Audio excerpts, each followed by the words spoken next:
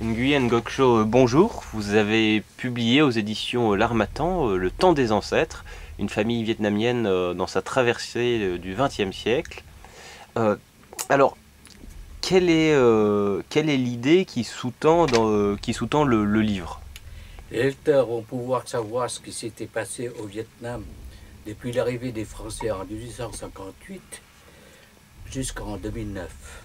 En particulier, les nouvelles générations de Vietnamiens qui sont nés à l'étranger vont y découvrir la période de la chute de Saigon en 1975 qui avait provoqué le départ de leurs parents vers notre pays. Qu'en est-il de la famille Nguyen Ngoc elle-même? L'histoire constitue le cadre dans lequel sont décrites la vie de chacun de plusieurs membres de la famille Nguyen Ngoc, qui est une famille connue au Vietnam.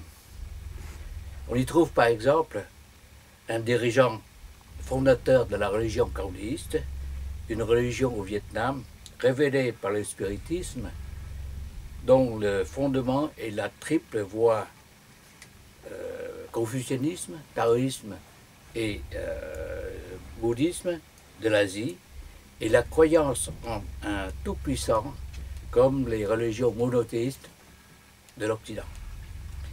Deuxièmement, il y a aussi un polytechnicien qui dirigeait une zone Viet Minh et qui fut sauvé du peloton d'exécution par des polytechniciens de l'armée française contre qui il se battait.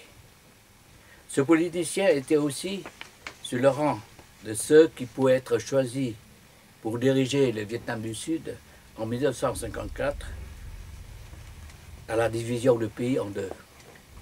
Enfin, j'y parle aussi de la première femme vietnamienne à être docteur de médecine. Et l'auteur alors? C'est mon premier ouvrage.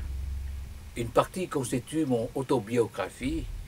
J'y relate mon retour au Vietnam en 1973 pour y travailler, ma fuite en chaland en 1975 et mes missions au pays pour mon travail de 1988 à 2009. C'est-à-dire une période où le pays est déjà unifié et porte le nom de République socialiste du Vietnam.